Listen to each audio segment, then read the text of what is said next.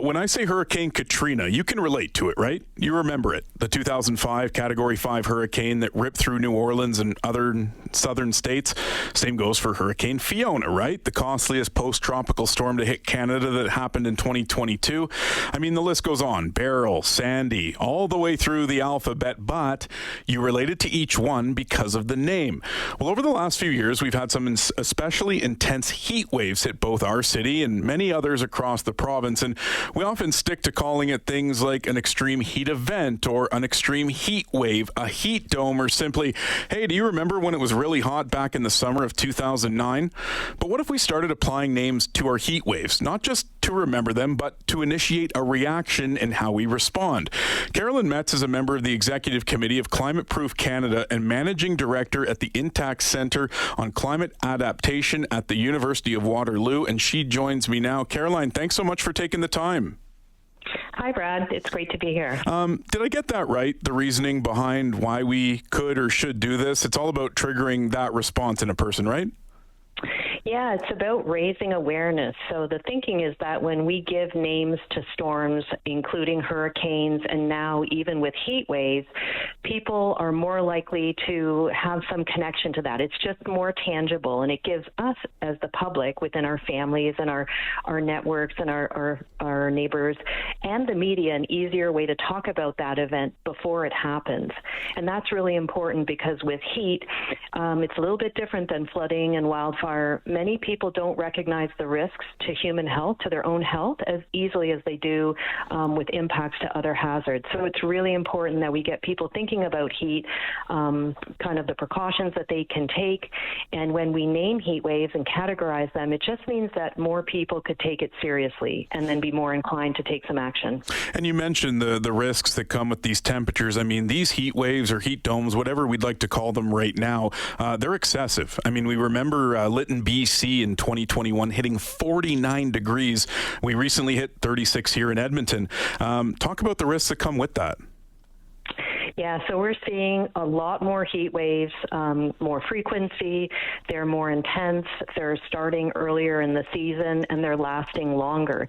And just in terms of what Edmonton can expect, I mean, we're understanding heat risk currently, what's on our doorstep today.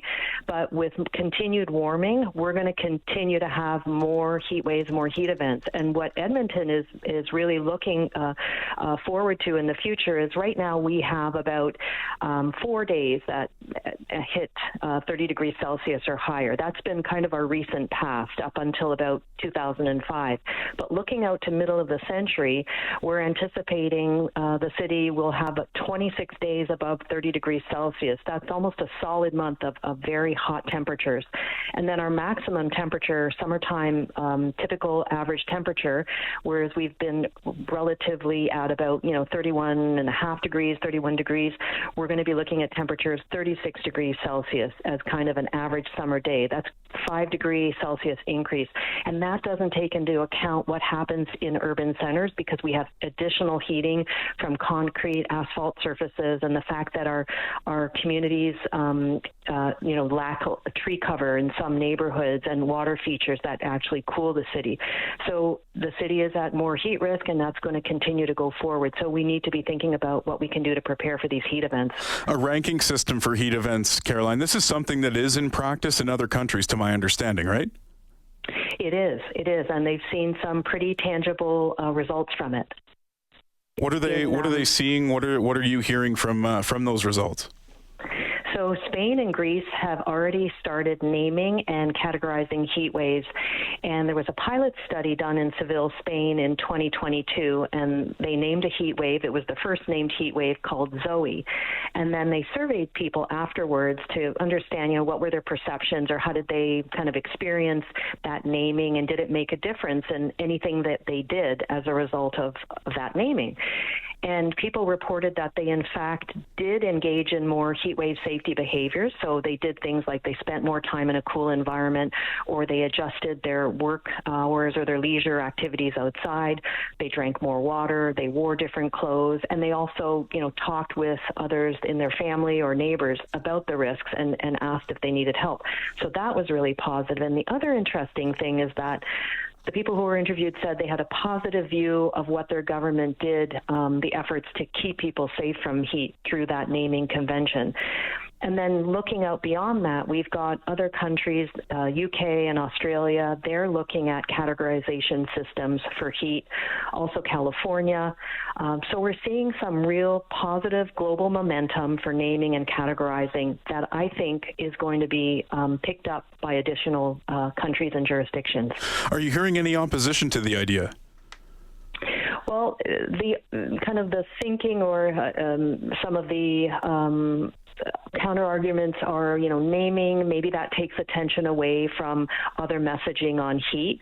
But I think that anything we do to raise awareness and get people thinking ahead of time about how to protect themselves is a good thing.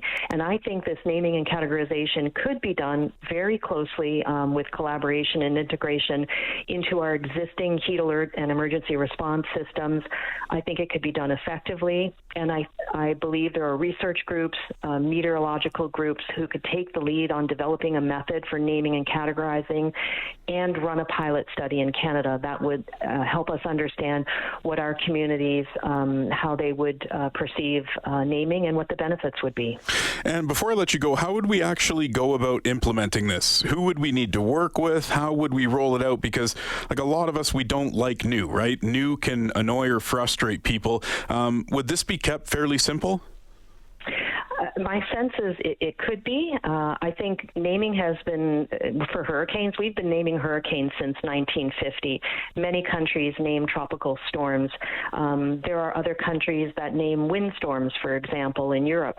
So the idea for naming is not new, and I think we could leverage a lot of the methodology that's already in place in other countries and where they've seen success. And I think it's a matter of getting people together to coordinate on how the methodology could be rolled out, and through a pilot study, definitely that would provide additional information to inform how this could be used across jurisdictions or used more at scale. And as we see more countries kind of adopting this, it should move forward. Really interesting stuff, Caroline. Thank you so much for taking the time today. I really appreciate it. You're welcome. That is Caroline Metz. She's a member of the Executive Committee of Climate Proof Canada and Managing Director at the Intact Centre on Climate Adaptation at the University of Waterloo. Just chatting about the possibility of eventually naming heat waves. Right now it's extreme heat event, extreme heat wave, heat dome, or hey, do you remember when it was hot? Insert year that summer. And they're basing this off how we've named hurricanes. Of course, Hurricane Katrina, that resonates. Hurricane Fiona, Beryl, Sandy, you know them all. It resonates with you. Could that be the way that they end up going with heat waves? As Caroline mentioned, it is underway in other countries. It's happening in Spain. It's happening in Greece, and they've seen positive results from that. So something that could be coming our way sooner rather than later. You're listening to Midday on 630 CHED.